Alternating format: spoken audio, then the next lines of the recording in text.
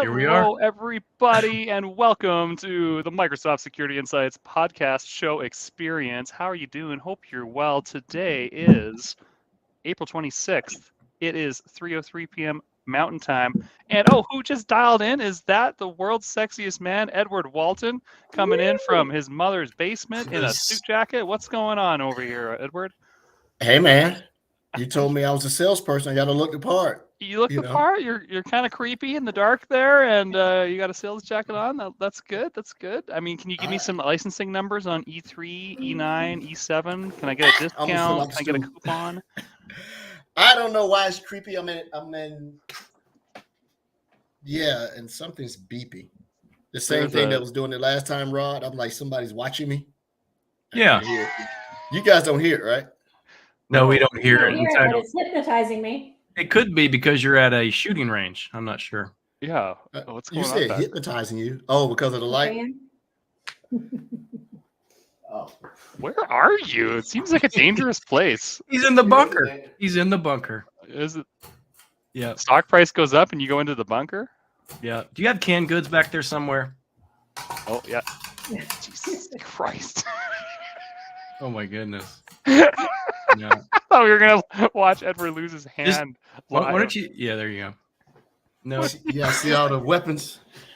Yeah. Yeah, I thought that's what did you hear me? I asked if you had canned goods back there somewhere. Back there. I grew up with this is a funny story, a little anecdote. I grew up with, kind of survivalist kids in high school, and they always wore the, like the camouflage and everything. And we would always say, what are you going to do with your life? I'm like, well, I'm going to get married, have kids. What are you going to have kids for if the world's going to end? And he's like, well, we need something to eat if we run out of food. True. Grow your own food. Yeah. That's terrible. True story. I have lots of true stories like that. That's terrible. Oh my goodness. So as far as this week, so lots of cool Microsoft news has come out. Oh my God. There's so much news. My favorite announcement. Andrea, what is it? Mine is it's gone from private preview to public preview, which is the Sentinel workspace manager feature. I have a bunch of customers that have multiple Sentinels, and it's super hard to keep all the analytical rules straight, do cross, workspace queries, and the wonderful workspace manager is going to simplify all of that stuff a lot. That's awesome. Anybody want to see what that looks like? I have it set up in my environment. Probably. Yeah. Sure. Why not? Why not, Rod? We got a minute. I'm surprised Andrea hasn't gone into my environment that she owns and set it up. Yeah, no doubt. I try not to do too much. Oh, Noodle, you're so sweet. Yes, I'm back. Thanks for missing me. No, we miss Andrea. And Edward, you really turned around your I know. Now it's like a whole new place. Yeah, you look presentable and bright and still in a dangerous location, but that's okay. That's quite the man cave you got going on there, bud. It's not my house. So, Brody, tell us your favorite. Well, I was waiting to try to kill some time. There you go. Rod got it turned on. So, listeners, Rod is actually showing us what the workspace manager looks like. This is what it looks like. You have to have at least 2 workspaces, and then you go into settings and you enroll one of the workspaces as the primary, which is what this one is. Then this workspace manager blade shows up, and all of the workspaces that you manage show up in here, and I can actually go into each one of these, and I can deploy anything from this primary workspace to these other subsequent workspaces that I'm managing in here. Analytics roles, all the content queries, everything. Super cool. That's awesome. Yeah, I could have swore that was my idea a while back. Really? I got to go back through my emails. I could have swore that was an idea of mine.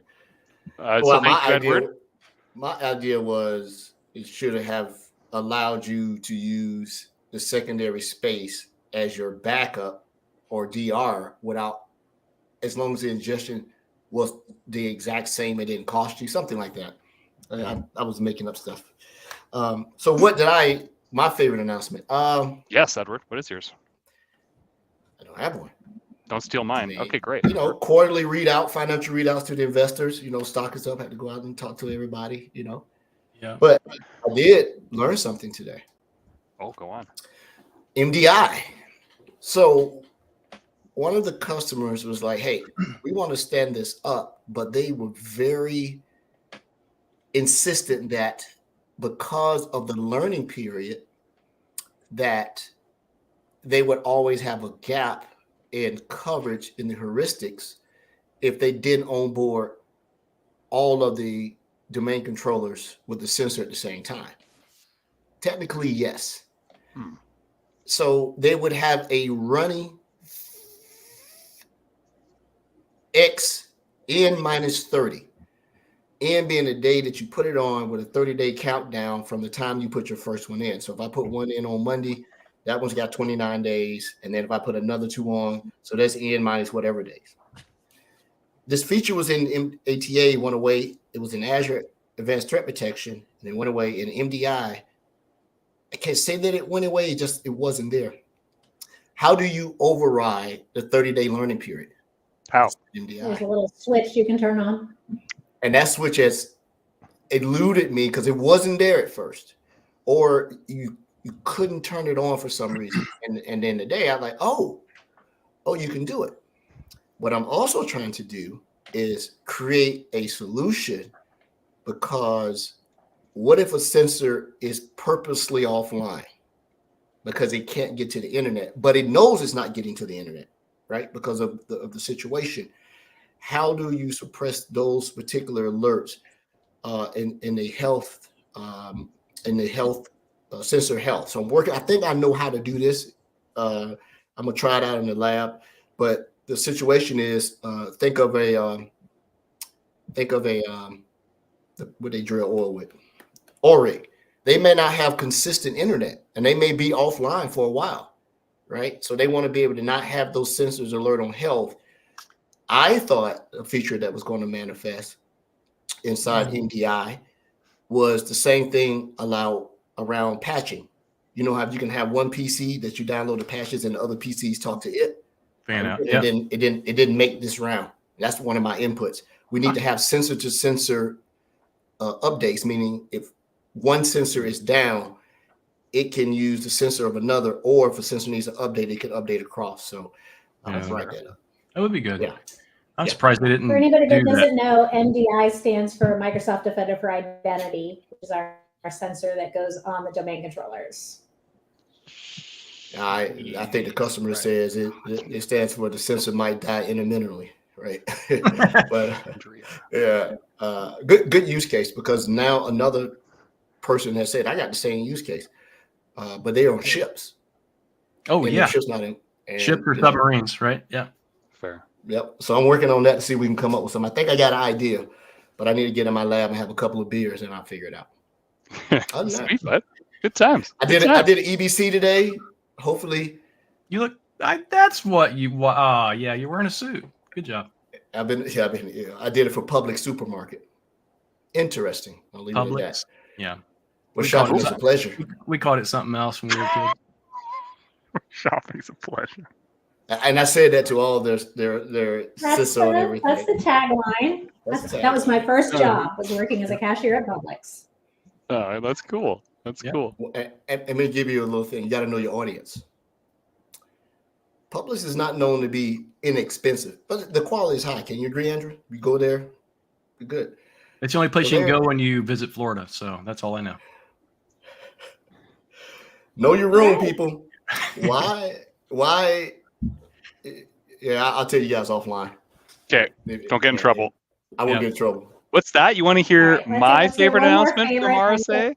Yeah. Oh my Brody. goodness. Great idea. I I do. love this new naming taxonomy. How cool is this, right? So it's Earth climate, right? Earth climate. So obviously the table of elements was going to run out at one point. And so Microsoft's like, we got to scale. We need some new taxonomy when it comes to talking about our threat actors. And they come up with these really cool icons, these really cool, not weather, because a tsunami's not a weather event. I learned that on an internal call. Earth climate, I think, is the most safe way to say this, where we can identify different countries, right? Different actor groups based on weather, or sorry, I did it again. Earth climate. And then it maps down, like you can have, like, so we've got like a whole table on this blog article, which will be in the notes, in the show notes, absolutely, talking about specific countries and their family names, and, you know, financially motivated versus influence ops. I think I think it was a well done overall. Some of these names are hilarious, like Mint Sandstorm. Like, kind of sounds tasty, but kind of sounds not tasty at all.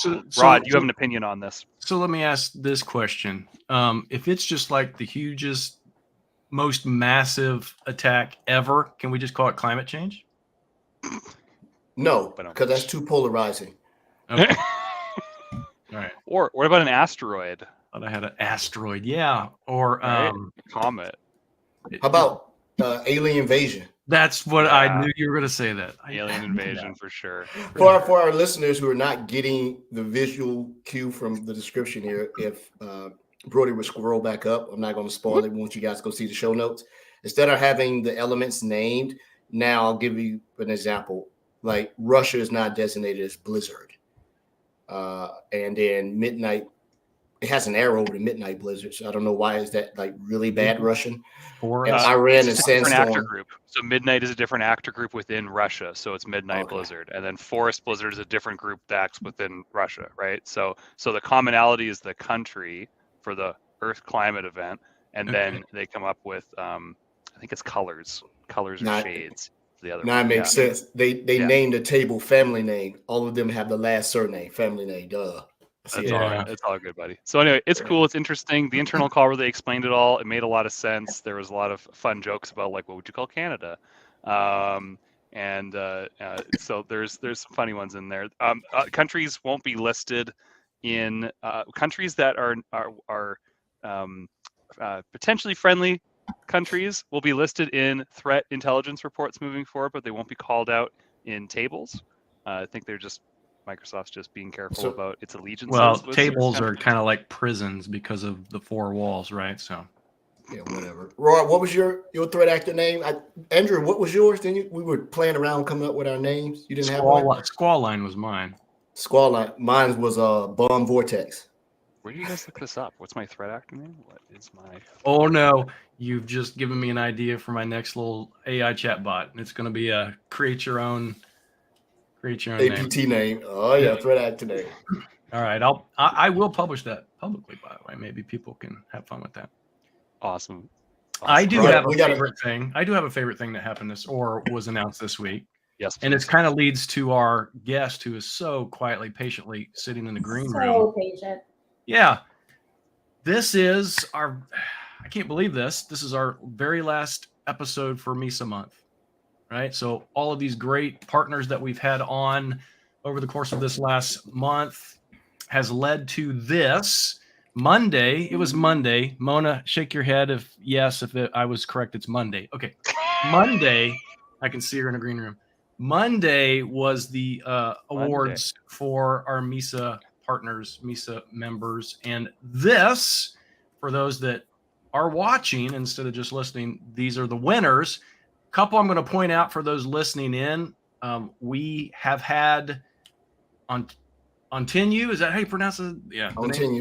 Yeah. Ontenu on, and they won the Security Services Innovator Award this year. Next month, was May 10th, I think, the Security Customer Champion Award was won by Vector. They will be on with us next month to talk about what they do. But tonight... Oh, hold on. We also have the Security Changemaker Red Canary has come on. And the Atomic Red Team. Not in the last month, though. But yeah, they've been on before. They're friends of the show. So we do need to call them out.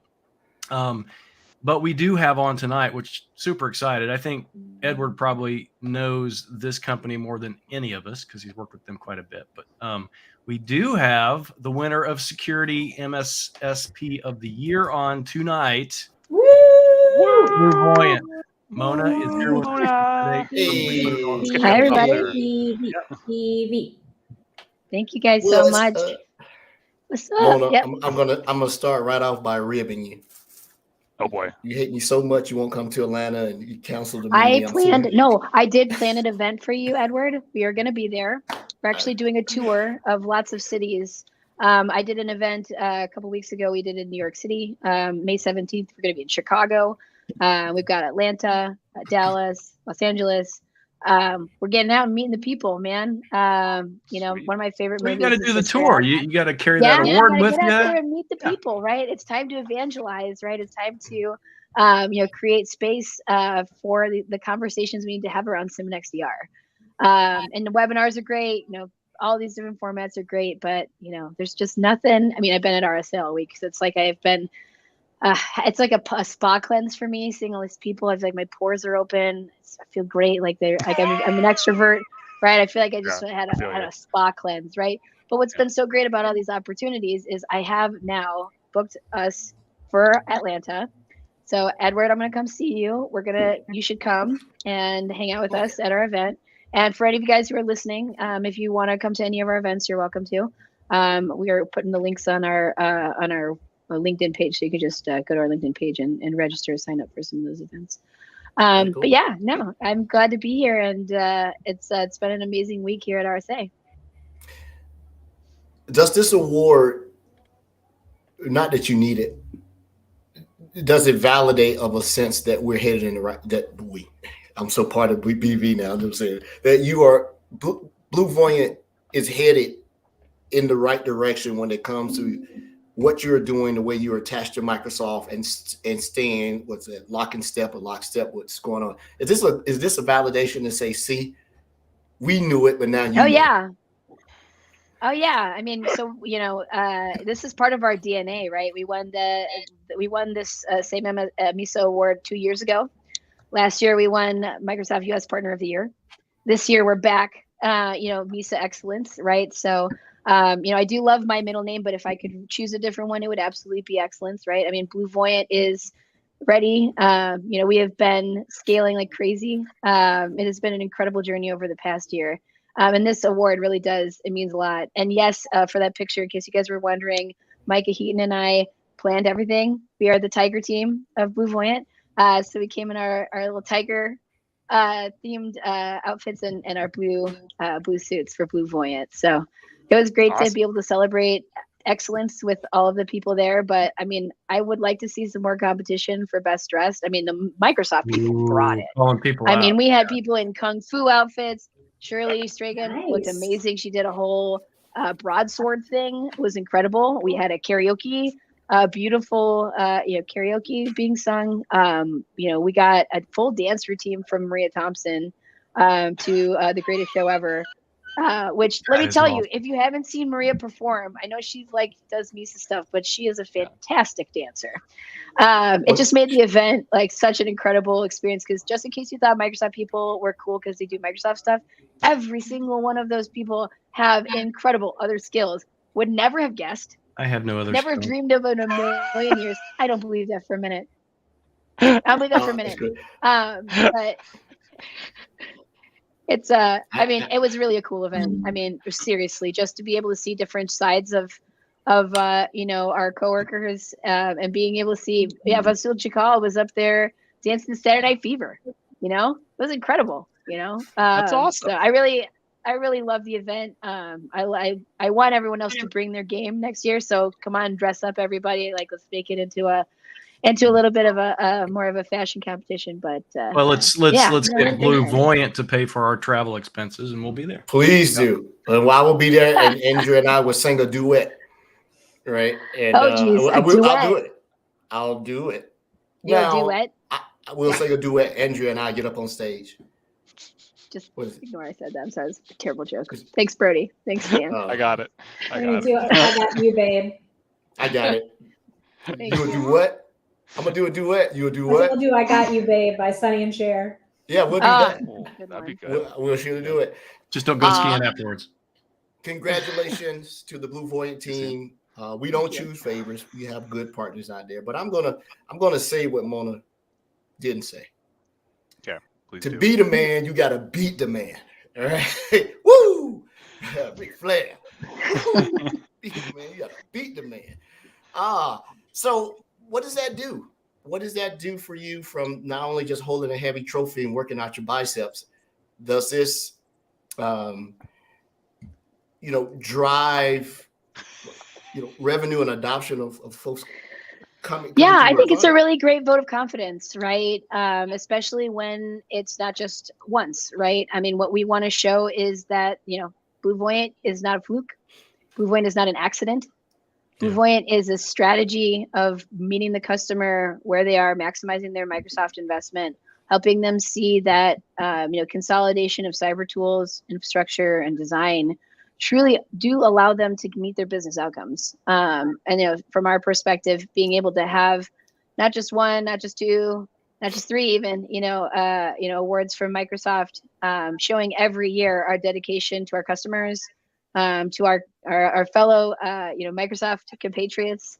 It means the world to me, and it's so important to be part of this community and be part of MISA and show up, because everybody needs a mentor and everyone needs a hero. So if we're that for the next wave of up and coming young people, I want to be that for them, right? One of the great things about the MISA Awards this year is they honored, I think, close to 10 of the top winners from the Shadowhunter competition. They flew them out there. I saw that. That's all really from cool. the Last Mile Scholarship Foundation. And That's for those of you great. guys who don't know about Last Mile, it's really focused on folks who come up through community college or non-traditional, low income, types of struggles, and they deserve a place in cybersecurity. They deserve a place in our home. They deserve a place in our program, right? And to see those young folks be part of our community, be honored in that way alongside companies like you mentioned, right, including BlueVoyant, right, really makes me feel incredible, because the MISA Awards program is now not just about partners. It's about growing the next generation of partners and the next generation of folks who are going to be part of our cyber defense squad, from here on out, right? Cybersecurity is a team sport. So I just had to give a great shout out to all the winners from the Last Mile Foundation for the Shadowhunter competition. Truly, really, really spectacular. That's awesome. I love that. That sounds, that's awesome. And your approach and kind of belief behind that, I think that really mirrors kind of the leadership of MISA as well, right? Maria and such. So it really, it just really goes to show that at some point, being that good, it's almost like cheating, right? So BlueVoyant keeps running all the. Yeah, you have to do something. You have to do something bad to let everybody else catch up potentially. Or everyone else can rise to the occasion, right? What do they say? Rising waters lift all boats, right? Yeah. So we're here to keep the waters rising. We want to make sure that from a competency perspective, that we're here to set the bar, right? I demand excellence. Thanks for changing my middle name. Those around me, and it's been really tremendous to see an entire organization, our entire team at BlueVoyant, want nothing more than to just be there for our customers and be excellent. One of the things, though, is that when you're this good, sometimes the only challenger is yourself. What are you guys going to stay in your lane and continue to advance your MSSP offering, consulting, or with the advancing technology, Copilot? Are you guys going to stay in step, or if you find yourself advancing faster than Microsoft? Because I think Rod has proven the tools to do this thing is really available. Is the mind share, because you took some stuff that were deficiencies in the way that Microsoft does MSSP stuff. You built your own, your IP. You find yourself saying, "Oh, this Copilot thing is a great idea, but we're going to do something different." And you're probably already doing something similar inside your own product.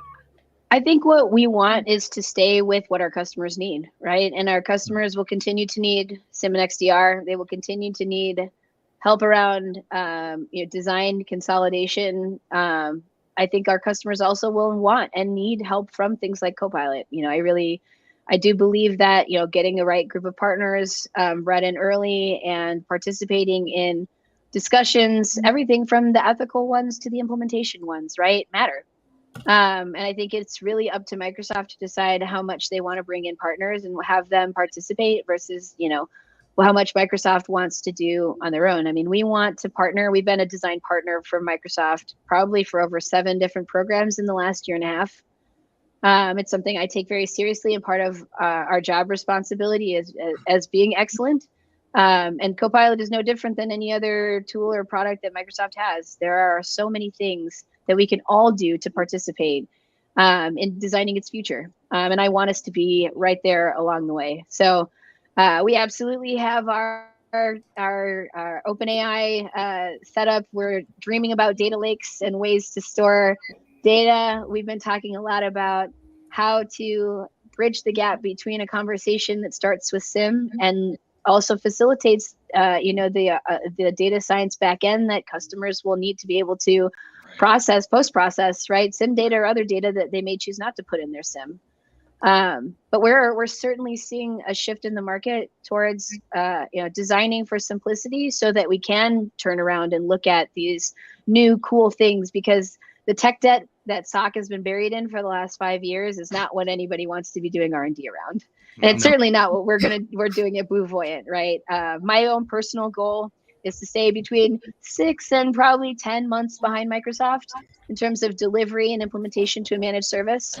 What we find is, Microsoft likes to release stuff that's almost cooked, and, almost cooked is great, but for our managed services customers, we want to be able to make sure we say we tested it. We did our R&D due diligence. We show them the data. We actually did a really cool analysis, not to get too off topic, but we did a really cool analysis of the new M365 Defender connector to measure how much data comes out and what kind of the implications are for your Sentinel data ingest. But there are all of these kinds of like cool little opportunity things that, whether it's a customer-led thing or it's a Microsoft-led thing, design is in our blood. Our research and design is in our blood, and any opportunity to stay close to anything new with Microsoft or being a design partner is always going to be top of my list. Yeah. You're a great spokesperson. I know, right? Yeah. Well, and she does double duty when you think about it, right? Not only does she work for BlueVoyant, one of our MISA partners, and of course award winner, but she's also an MVP. She spent, what was it, last week or 2 weeks ago? Last week, maybe, potentially. Yeah, last week. MVP Summit last week. So, and again, I think that really talks to how BlueVoyant kind of approaches customers, because you're an MVP. Right. Well, I'm not the only one either. We actually have two now at BlueVoyant. Eric Mannon, who has also been on the show before, got his MVP too. So we're proud to have two. We're going to try for more. But yeah, I mean, being a Microsoft MVP was a big goal of mine for this last year. It was something that, organizationally BlueVoyant wanted to support me on, and having an organization that wanted to stand behind me and behind my own personal goals has been really, really incredible. It's one thing to go and say, I want to be an MVP. It's one thing to ask for the time to do things like blogs and, work with different organizations. I'm going to be presenting at Global Azure in New York City in a couple weeks. Having the opportunity and the time to be able to go and do that and having the blessing from my leadership team has been nothing short of incredible. But yeah, it's been really, really great to be not only a participant on the partner side, but also be a Microsoft MVP. And there's a lot of overlap there, don't get me wrong, but having the opportunity to connect with other Microsoft MVPs has been awesome. I had to cut out a whole part of my time to just go and spend time chatting with them, which is time I hadn't budgeted for previously. But I liked it so much, I really wanted to make it part of my regular stuff that I do every week. And it's been awesome, transformative. We really have some incredible... Tell us something super cool that you learned MVP wise. Or if you can. We're not allowed to. Yeah, you're gonna get me in trouble. I just got my MVP. Everything's under NDA. She was an MVP. Yeah, you're gonna give me the shortest. What is it? It's just like the shortest marriages in cybersecurity. It'll be like the shortest marriage, the shortest MVP time ever. I can't talk about the things that I learned about, but I can tell you that the people and the insight in the conversations that I've had. I already used my, I felt like I had a spa cleanse, but I really felt like it was the same thing. Did anyone dance for you at the MVP Summit, though? No, I didn't have anybody dance for me, unfortunately. I wish I had known you were MVP and up there, because Morton was there, who was on the show. Dude, I know Morton. He's a cool dude. Me and I go way back, man. He got his MVP. He was the person that took the shortest time to get their MVP. Yeah, he's got 2 MVPs. He has a security one and the hybrid. He got the security one within 2 weeks. 2 weeks, yeah. I mean, that dude's a beast. Yeah, Mona, crazy. We assume your MVP is in security? It is in security, absolutely, yes. It's in Microsoft Pinball, that old Windows game. Well, and I just have to say, one of the other things I'm super proud of is being not only an MVP, but being a woman in cybersecurity who's also an MVP. I just wanted to say for everybody out there who's thinking about doing this, you could do this too. If you want to be an MVP, there is a path and a plan. And I know you guys have done episodes, about how to how to get there and how to become a Microsoft MVP. But, truly, if it's something that you're interested in or anything you want to pursue, don't let the concept that, a year ago you didn't even know how to engage stop you. This was a goal I made for myself when I first got into the private security community. And I realized that, this was the private security community was like this, half a pinky's finger's worth of everything you can participate in. And it's just, I really encourage folks that if you're even considering wanting to get more involved in Microsoft, that there are so many opportunities to give feedback and build a path for yourself to get an MVP too.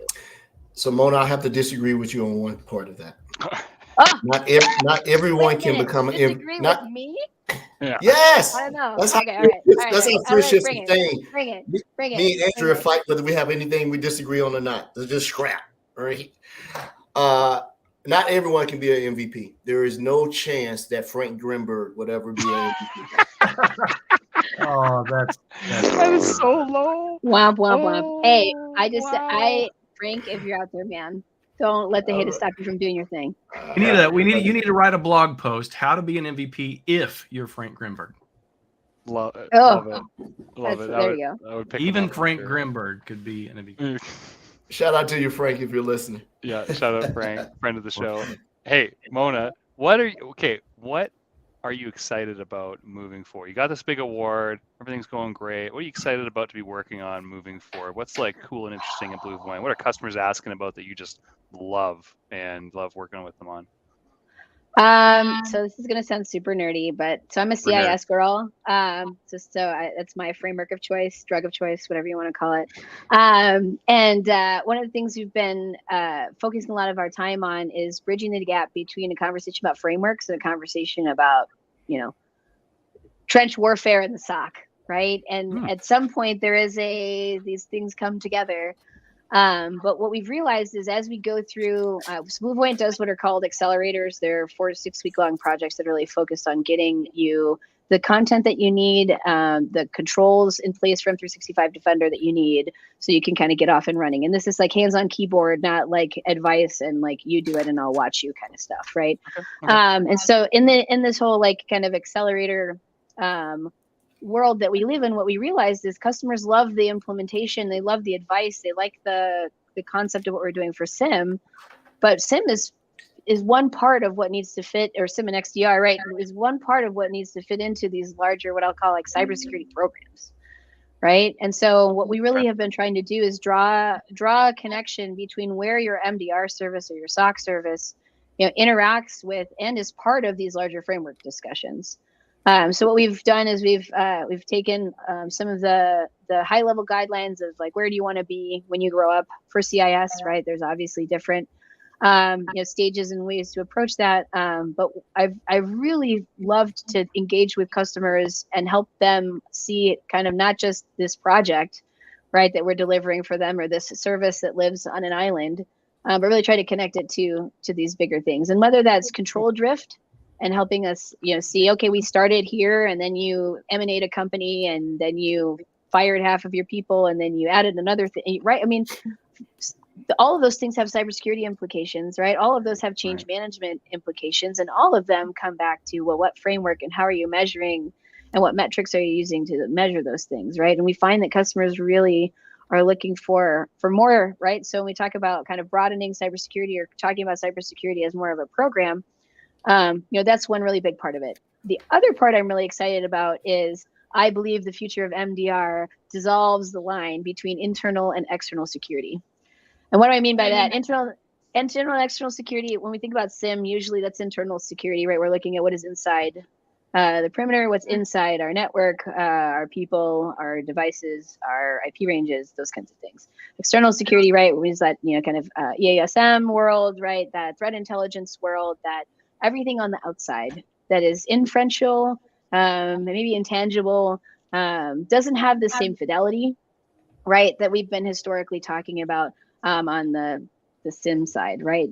And so what we've been really also focused on is trying to figure out new and different ways to bring common CTI use cases into more response actions. What does CTI stand for?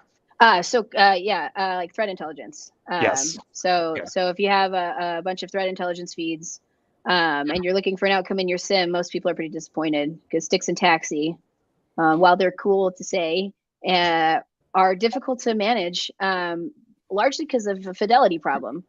So my background's in manufacturing. I was a manufacturing engineer for 5 years before I got into cybersecurity. So I think a lot about, like machines in a factory. And it's almost like when you see CTI data, right? It's like circles going on a circle conveyor belt. We will only process circles on this line. You expect a certain fidelity. You need to do a certain workflow to enrich or determine whether that CTI is valuable or not. And then you have to do a disposition, which usually involves some sort of action or some sort of other things that you're going to do after that, right? On the other side, right, on your SOC side, SOC processes squares. Squares are high fidelity alerts that come from awesome tools like Defender for Endpoint, Defender for Identity, the things you were talking about earlier. But what happens a lot of times is people try to process the circles and the squares in the same machine or in the same workflow or with the same tools. Okay. And there's really only a couple of machines that actually can do that. Right. Okay. So I think you kind of get where I'm going here, right? Yeah, I'm following the analogy. We really do believe that what the customer wants in the box are circles and squares together in the same box. Right. Makes Right. sense. That they want them together, right? What is out there Single in the pane market of glass, today? Mona. We all want the single pane of glass. I don't want to call it that because that. I know it's jargon. I wear contacts. I'm not a glasses person. Right, No, right. but I mean it, right? Like the idea is that, if you can find a way to process the circles and the squares with the right workflows, with the right enrichments, with the right escalation paths, you can get to the same outcomes, whether that's taking down a lookalike domain or processing a business email compromise using Defender for Office. Those two things are connected to each other because the domain that was used for that phishing attack needs to come down. That's a response action. And that should be part of the responsibility of your MDR provider, your MSSP, because us just saying, hey, we helped you with the Office side, or we helped you with the containment side, or you need to reset their domain controller credentials. That's not the blast radius. The blast radius is, and these credentials got out, and somebody tried to buy them, and somebody tried to use them, or not, right? So you can tell I'm super excited about this one, right? Yeah, I can tell. And it's but very I insightful. really Thank do you. believe that there is a broadening, a definition of when we talk about internal and external security, we talk about determining the blast radius, what the responsibility of the SOC is, and what your responsibility of your managed service provider is, really needs to be about defining the entire blast radius. Damn. Thank you. That was insightful. Mic drop. Yeah, No, I really am passionate about this stuff, and I think Microsoft has the tools and is the way to deliver these types of outcomes.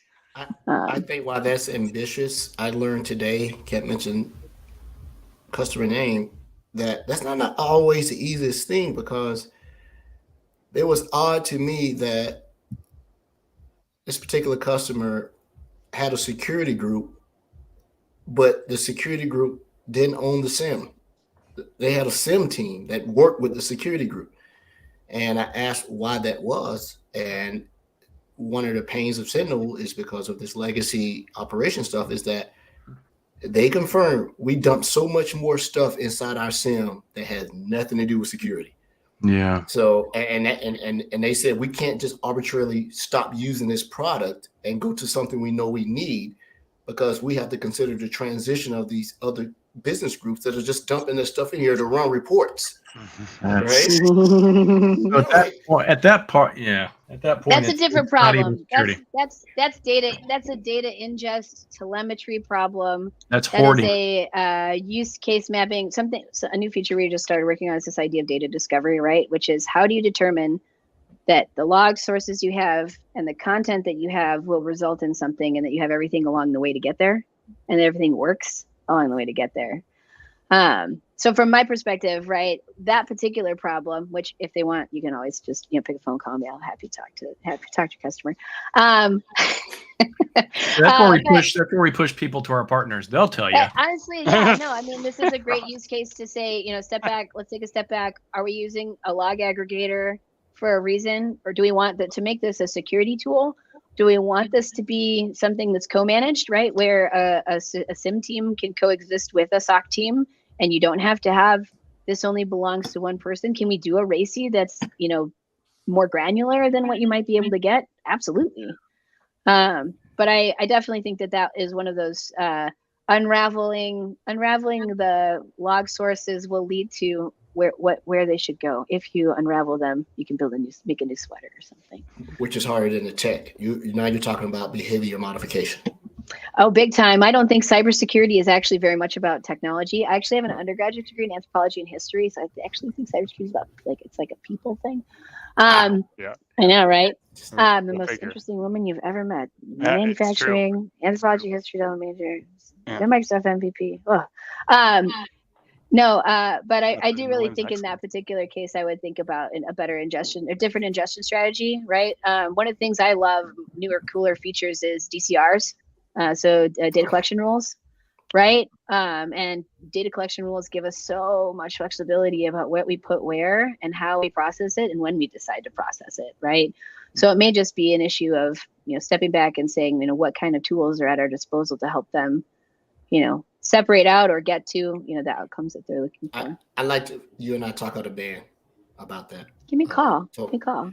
You have I my do number. that. Pick up the phone. I have an idea. I've been trying to run by some people, and I'm like, oh, that's just another thing, complexity. I say, but it'll help fix the stuff in the end.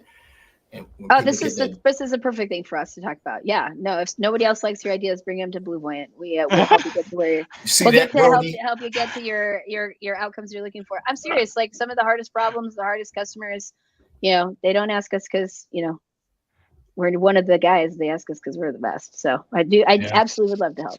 Well, you do have the award, so What you should do is we can't go around choosing favors because all the rest of our guests we get mad. But what you should do at BlueVoyant is get you one of those WWE belts and wear it to the next RSA.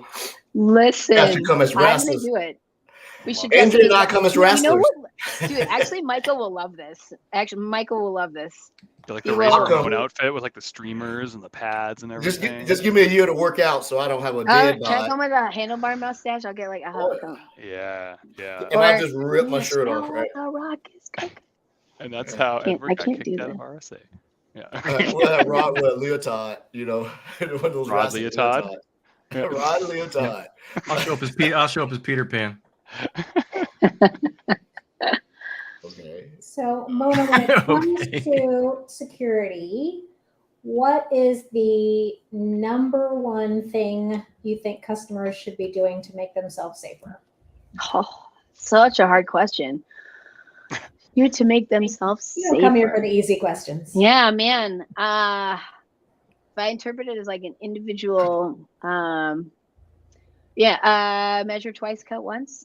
Without giving away the BlueVoyant secret sauce, because we don't want customers to do it themselves when they can pay you for it.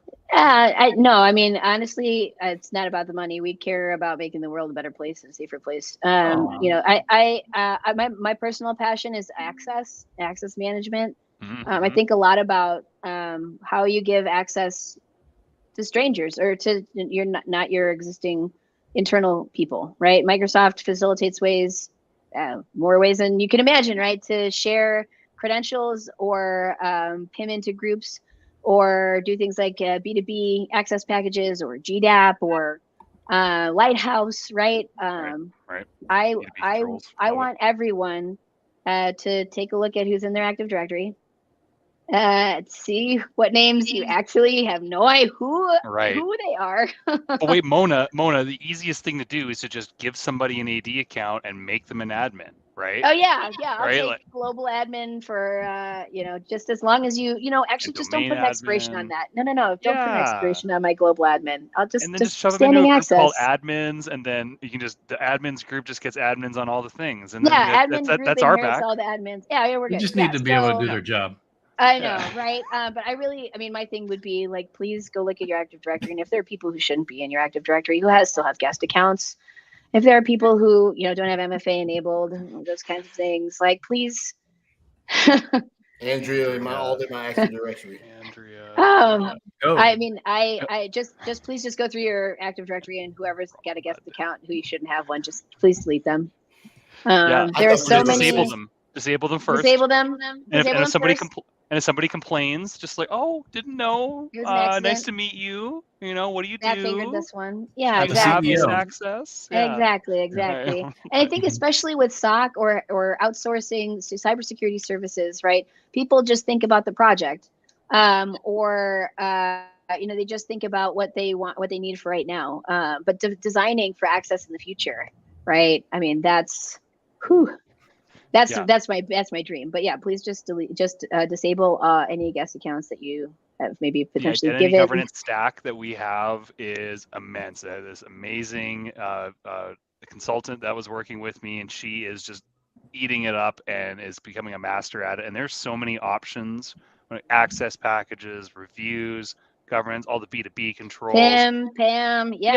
Pam. And it's not like back in the day where it's like, oh yeah, you want to come on board as a temporary consultant? Yeah, I'll make you an AD group, and you got to do our security training. And here's a laptop. You got to use my computer. Here's your laptop. Yeah, man. Yeah, like that just like, doesn't we don't have to do that anymore, No, right? I mean, if you want to do pause and saws, so privilege access workstations right. or secure access workstations, there's a place for those too, right? If we're making rocket ships or nuclear weapons or whatever, I want confidential computing.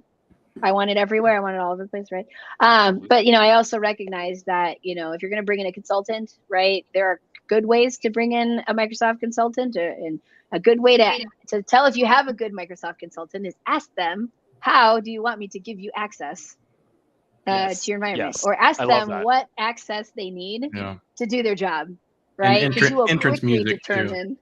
Oh yeah, you quickly determine who can talk about built-in Microsoft Active Directory roles and the difference between security admin and sec admin in Azure, right? Different roles. I learned that. That was interesting for me. But yeah, I mean, everything for me is really today about access management, good policy, good controls. Andrea asked the best questions. We just published literally a case study. I don't know if it was this week, but about, I think, what do they call it? The Incredible attack, I think is what it was called. And this was when Microsoft IR went in, and their top 4 recommendations for what you should do. Number 1 was prevent privilege escalation. Number 2 was validate identities and remove permissions. So, Well, my IR guys would be so happy that I gave the right answer. So BlueVoyant, we do have our own internal IR team. So, unlike other folks who maybe you just do MDR, we do actually have a full IR team, and they are awesome. But we've been really working on trying to make sure that there is a really good feedback loop for customers around, so what should I be doing? Like everyone should always have, 1 or 2 things in their back pocket. So I'm glad you tested me. The worst thing is having to audit your Active Directory. Let's just call it out. I don't mind it. I don't mind it. We got to do it. We got to do it, It's going to piss people off. An app owner from 03 is going to be like, I need that account to have domain admin because the engineer for the app told me that it needs it so I can run the thing. And it's just you got to audit it. You got to go in and get all the permissions squared away. You got to start thinking about permissions management, identity management in a much better light, where it's just in time, just enough access. Couldn't agree more. Absolutely.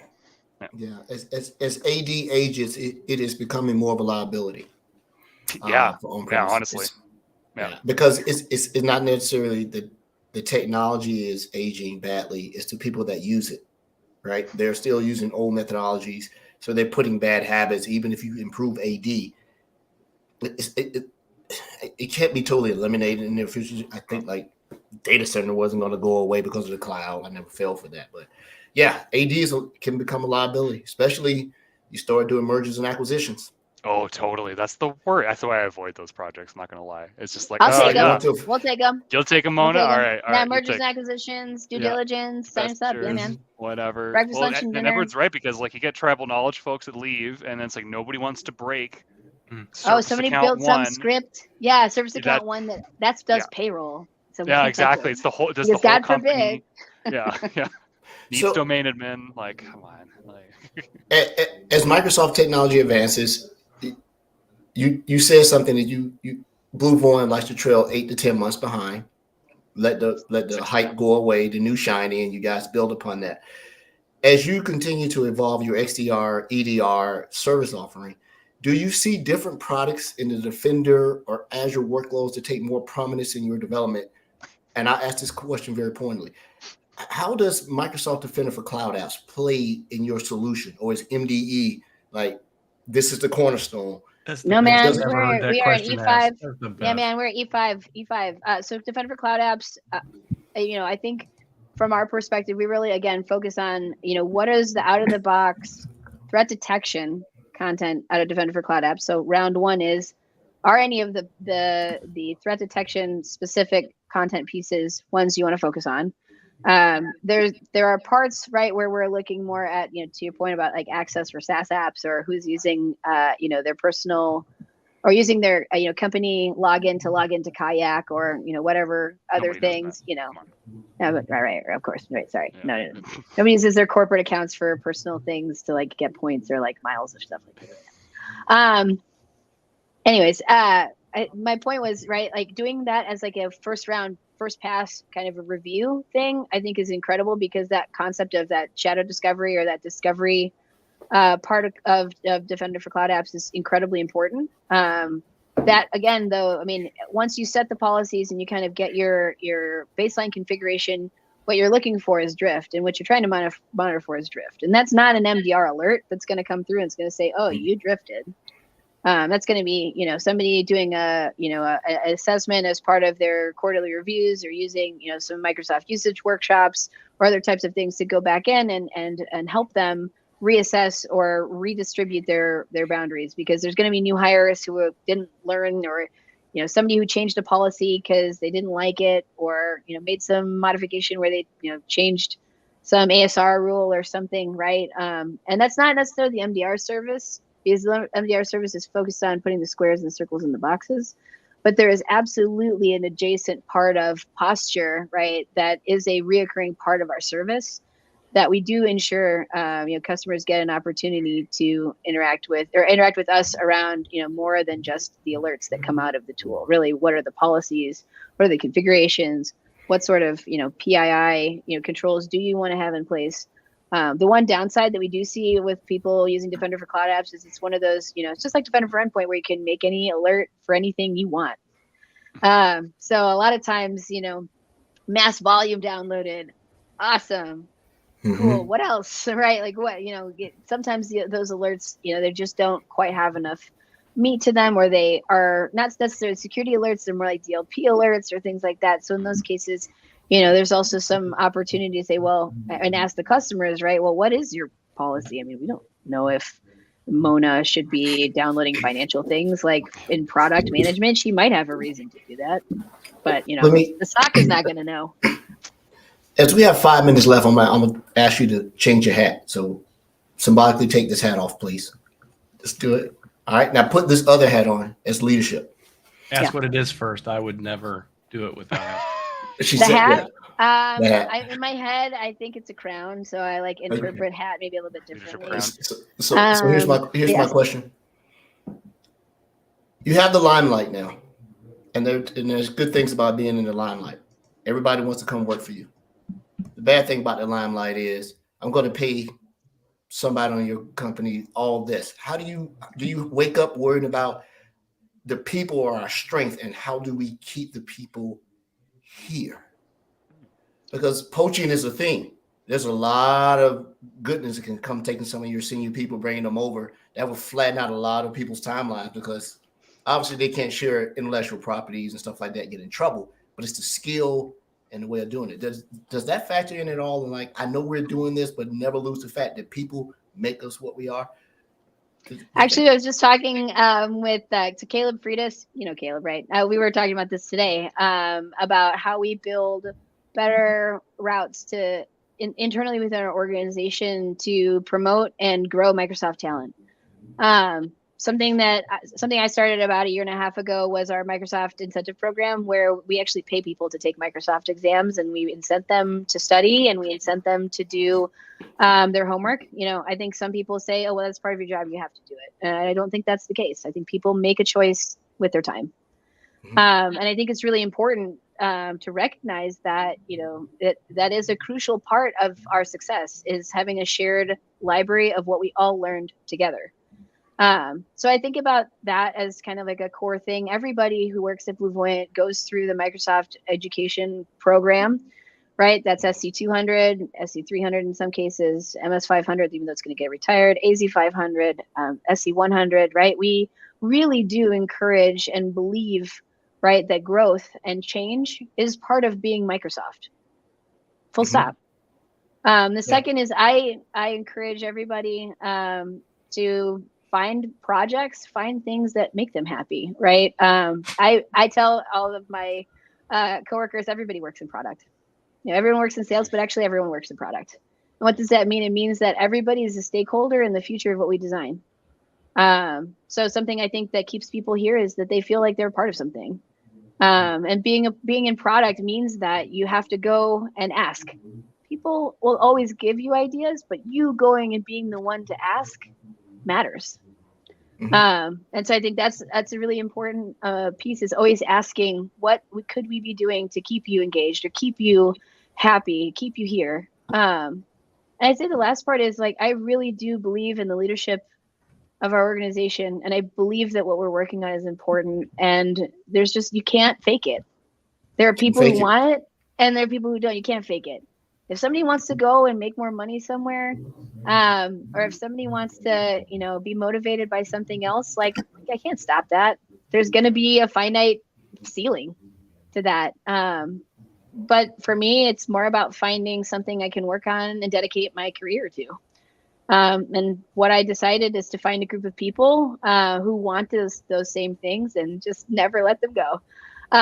So, I mean, we've had an incredible time here at BlueVoyant. Very little turnover, in terms of our technical leadership teams, our teams who are out there evangelizing.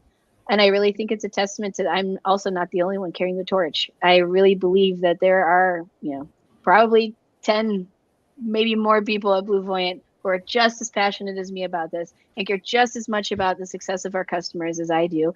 And when you find that, and you find other people like that, I mean, you guys all know that feeling. Like, you know what it feels like. I know each of you do. I could see it in your eyes. You know what it's like to work with those people. And it's just like, when you have it, it could be this company, it could be a wherever company, it's, but it's about finding the people. And I really do think that having a shared mission, having shared ownership, ensuring everybody feels like they're part of the product team really is part of why I think our team has been so successful at BlueVoyant. She just crushes these answers, and I love all the points she just said. No, she's using Chat GPT. She's taking our questions. I see her hands moving. No. 100% me. Oh, man. Don't you dare try to give the computer credit. I'm gonna get a job at BlueVoyant one day with a speech. Hey man, we do have some open positions. I had to just real quick. We're hiring for sales engineers, we're hiring for delivery engineers, right? If you're a Microsoft person who wants to find your people. Yeah, the bat signal, it's up. This is your sign. Plug that. Sales. Oh man, yeah, she's crushing it. I can sell maple syrup to a Canadian. I'm telling you. Yeah. Yes, I can. I can absolutely do it. Well, I can't think of anyone better than Mona to help celebrate our 150th episode. That means we hit 150 today. Thank you. Congratulations, That's every awesome. single one of you. I mean, And truly. Brody will celebrate with some syrup. I will. I Is he have Canadian? a few kegs in the back, and I'm getting on it tonight. Yeah, the syrup's going into me. What grade are we talking? Dark? Light? Where are we? Quebec maple. Ooh. Fresh squeezed. Fresh squeezed. Fresh squeezed, yes, by lumberjacks in the forest. Grab the Mhm. tree and squeeze it right out of them, right? Ring it out. Yeah. Well, this has been great. Sorry, we got 2 to 3 minutes over the start time. We didn't mean to leave you in the green room. We saw you finish drinking your beer, then we brought you on. Oh, I am. I can't wait to see you in Atlanta. Yeah, I man. thought you didn't come down here. I was asking Jeff C, what I do to P Mono? She said I did cancel Atlanta, right? And they're like, No. My manager asked me about it. I'm like, I don't know. So we'll see. I don't have anything else. I mean, you validated that Microsoft Defender for Cloud is your favorite app. I appreciate that. Kind of. Microsoft Defender for Cloud apps is a double-edged sword and is great. Microsoft Defender for Cloud is also great, and I can talk about that for a million years. So next time I come on the show, let's talk about Defender for Cloud. But this has been so incredible, such an incredible opportunity to talk to you guys. Honestly, Well, we appreciate it. I mean, I just think you guys are great. The things you're doing for our community are great. The questions you guys asked are great. I'm so thankful for the opportunity, truly. well, we're thankful for you, and congratulations to BlueVoyant, by the way. Absolutely. Congratulations to Wow. Caleb. Call me. Let's have a beer. Call me, Caleb. And I am I'm stoked for you guys. I've been a fan. I mean, we all work with different partners, but I have a special place for you guys for sure. Yeah, and you other longtime listeners, first-time callers, feel free, reach out. Find me on LinkedIn. Would love to connect with you guys. I just added you. We weren't friends until today. Now we're friends. Yeah. I know. Oversight. That's the way it, Oh my Definite that's the oversight. way it works sometimes. I think you were friends and she unfriended you. And I don't Uh, even know how to do that actually on yeah. LinkedIn. I don't. I would She have did, to go and she look did it an up. audit. She's like, oh my God. Audit your AD. That's Yeah. right. Yeah. That's what I really need to do. Is exactly. Yeah. If you didn't do your verified identity, you're out, man. So go and verify your that identity. essentially gives Brody global admin rights over do your Microsoft Entra, or verify yourself on LinkedIn, and then On you LinkedIn. don't have to worry about me deleting you, thinking that you're a bot. They Also, don't call a it announcement. Azure AD anymore. It's Microsoft Entra now, right? Is that official? Did you just announce something? I'll bleep I that. don't know. Okay. Oh, my. Goodbye. Thank you, everybody. Ed just applied for work at BlueVoyant. Yeah. I probably knows. I didn't know. It's all good, Edward. It's all It's good. all right. That- It's okay. That never happened. right. Thank you, Mona, and thank you Oh, everyone you for guys are listening and great. watching. No, I really Bye, appreciate it. everybody. We'll talk soon. Thank you. Yeah, for I'll sure. call you, Thank you, Mona. everyone. Yeah. 150. Goodbye. Au revoir. 150, baby. All right. 150. Ending Woo! broadcast. Man. Okay, Rod, it's the red button.